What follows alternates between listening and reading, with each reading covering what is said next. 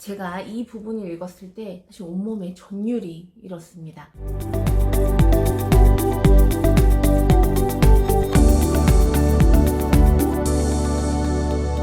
안녕하세요. 타짜의 대표 김승원입니다. 오늘은 책을 소개해 드리려고 합니다. 제가 그동안 읽어보고 부모님들이 같이 읽어보시면 좋겠다는 책을 몇 권 선별을 했습니다. 이 책도 한번 읽어보시면 아이랑 어떻게 해야 되는지, 또는 아이하고의 신체 접촉, 또 아이하고의 스킨십이 얼마나 뇌 발달과 전반적인 발달에 도움이 되는지를 알게 되실 거예요. 터치아의 김승원 대표가 추천하는 5권의 책, 이제 시작합니다. 자, 제가 추천하는 첫 번째 책 보이시나요? 터칭입니다. 네, 애슐리 몬터규가 쓴 터칭이란 책이고요. 두께가 다소 좀 두껍습니다. 하지만 여기 이 책에 보면은 다 읽으실 필요는 없고, 여기 보면 자폐증과 접촉에 대한 부분이 있고, 제가 이 부분을 읽었을 때 사실 온몸에 전율이 일었습니다. 저희가 아이들 치료법으로 뭐 꾹꾹이나 껴안기나 마사지 이런 것들이 있는데, 여기에 그 내용에 대한 것들이 있어요. 여기 보면은 1953년 거트루드 슈잉이 내놓은 자료에서처럼 포옹 등 애정행위로 자폐아 치료에 성공을 거둔 사례와 같은 훌륭한 본보기들이 안타깝게도 대부분 후속 연구의 대상이 되지 못했기 때문이다 라고 되어 있어요. 저희 부모님 때부터 이 껴안기 요법을 많이 실시를 했었었는데, 사실 그 방법에 대해서 굉장히 이의를 제기하신 분들이 많았고, 뭐 아이를 너무 힘들게 하는 거 아니냐라는 의문에 저희가 그동안 많이 힘들었던 적이 있었었는데, 여기 보면은 그 방법이 얼마나 효과적이었는지, 물론 저희는 여기서 이런 연구가 있었는지도 사실 몰랐고, 저희 부모님께서 방법을 찾아내셔서 실시를 했을 때 정말 많은 자폐 성향이 있는 아이들이 치료가 됐거든요. 그래서 여기 보면 아이를 억지로라도 안아주도록 해서 크나큰 성공을 거뒀다라고 나와 있고, 엄마는 아이를 꼭 안고 눈을 마주치도록 애써야 한다고 써 있어요. 엄마 몸에 착 감기듯 붙어서 눈을 응시하며 엄마 얼굴을 사랑을 담아 다정하게 살피다가 마침내 말문이 열 때까지 끈질기게 껴안고 있어야 한다 라고 했고, 이 책은 마치 저희 가족이 그동안 자폐 치료를 위해 많이 애쓰고 연구했던 그 고생들을 보상받는 듯한 느낌이 들게 했습니다. 저희가 터치 아이잖아요. 아이들하고 신체 접촉, 터치가 중요하기 때문에 터치 아이, 아이를 만져주고 안아주고 감싸주고 살펴주는 그 작용이 아이의 발달에 정말 중요하기 때문에 이름을 터치 아이라고 지었어요. 애슐리 몬터규가 쓴 터칭 추천드립니다. 꼭 읽어보세요. 그 다음 두 번째로 추천드리는 책은 The Brain입니다. 네, 데이비드 이글먼이 쓴 책이거든요. 이 책 안에 보면은 고양이 실험하는 파트가 나와요. 고양이 실험하는 파트에는 새끼 고양이들을 곤돌라 안에서 몸은 움직이지 않게 한 상태에서 눈으로만 움직이는 것을 봤을 때의 결과가 나온 게 있어요. 전 이 부분을 보면서 우리 아이들이 어렸을 때부터 차로 이동하고 유모차 타고 다니고 어딜 가든 스마트폰을, 유튜브를 이렇게 끼고 있는 상황이 우리 아이들의 시지각 발달에 어떤 문제를 일으키게 되는지 이 책을 통해서 또 공감할 수 있게 됐습니다. 현대사회를 살고 있는 우리 아이들이 마치 이 곤돌라 안에 있는 고양이처럼 느껴졌어요.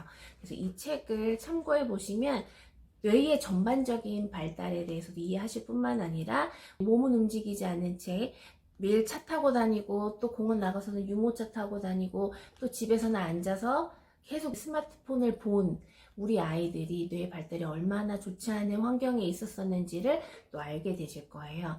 좀 여러 가지 실험으로 담아져 있어서 보시기에도 매우 재미가 있으실 거예요. 더 브레인 꼭 읽어보시기 바랍니다. 세 번째로 추천드리는 책은 애무, 만지지 않으면 사랑이 아니다. 약간 야하게 느껴지시나요? 이 책은 야마구치 하지메가 쓴 책인데 김정은 교수님이 번역을 하셨어요. 그래서 김정은 교수님의 재치가 느껴지는 제목이에요. 애무, 만지지 않으면 사랑이 아니다. 좀 야한 책처럼 보이지만 야한 부분은 한 군데도 없습니다. 네, 아쉽게도 한 군데도 없고요. 한 사람의 인생에 있어서 이런 접촉이 얼마나 중요한지에 대해서 너무나 잘 나오고 있어요. 여기 또 중간에 보면 원숭이 실험에 대해서 많이 나오는데, 격리돼서 접촉이 없던 그런 원숭이들은 어떤 특징을 갖고 있었냐, 자신의 손가락을 빨거나 자신의 몸을 가볍게 두드리는 것 같은 행동을 보인다. 그래서 자폐 성향이 있는 아이들 중에 뭐 손을 빨거나 털거나 자기 몸을 두드리거나 하는 행동들을 보이는 친구들이 있는데, 실제로 이 친구들을 충분한 스킨십이나 접촉을 통해서 이런 상통행동이 소거된 경우도 많이 있거든요. 그래서 여기서 말하는 이 실험의 핵심, 접촉이 있는 경우와 없는 경우, 그러니까 새끼 원숭이들이 어떤 반응을 보였는지 이걸 보면서 우리 아이들에게 신체 접촉과 스킨십이 또 얼마나 중요한지 다시 한번 확인할 수 있는 내용이었어요.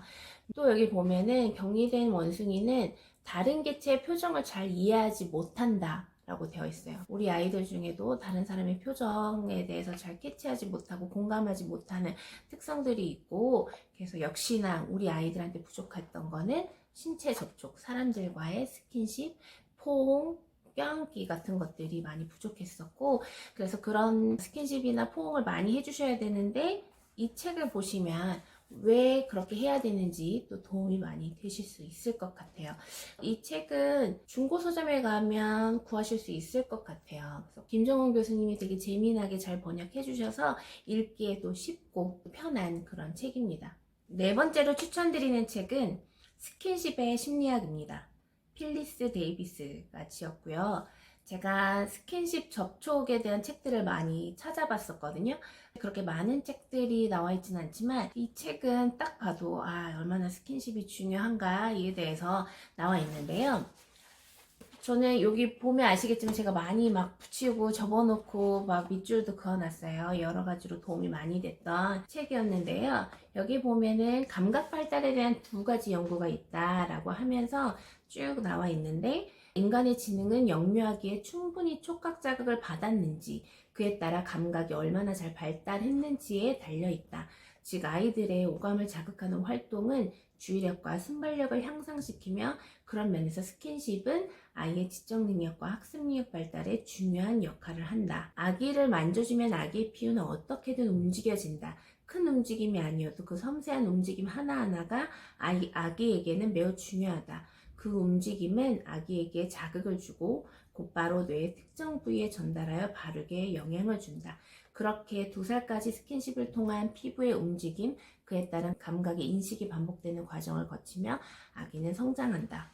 아이뿐만 아니라 함께 시간을 보내고 있는 부모님들에게도 너무나도 도움이 되는 책이니까요.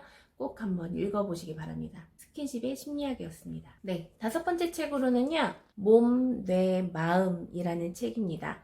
주디스 러스틴이 지은 책이고요. 정신치료에서 작용하는 영아 연구와 신경과학이라는 책이에요. 여기 보면은 마음과 몸의 연관성, 우리 아이들이 감각 발달과 감정 발달이 많이 늦어져 있는데 그것을 참고할 만한 내용이 있습니다.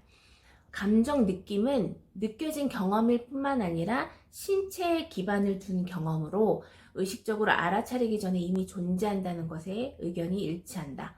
몸을 통해 경험한 것들로 인해서 감정이 생겨나고 발달을 한다는 거죠.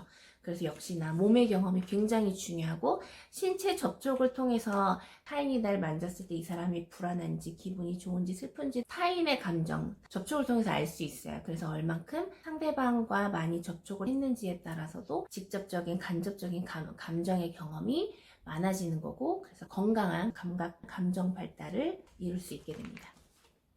몸, 뇌, 마음이라는 책도 한번 꼭 읽어보시기 바랍니다. 이 5가지 책 소개해드렸고요.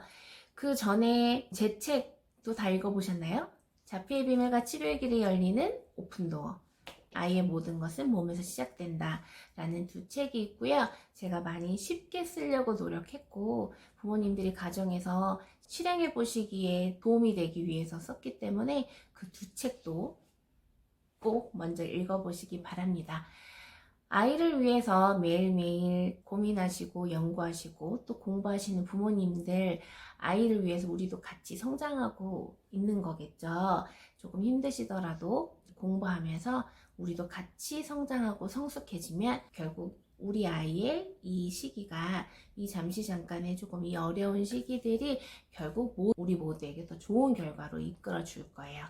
아이들 덕분에 라는 얘기들을 나중에 꼭 하게 될 거고요. 저는 늘 얘기합니다. 제가 아이들 덕분에 책도 썼고요. 아이들 덕분에 이렇게 유튜브 방송도 하게 됐습니다.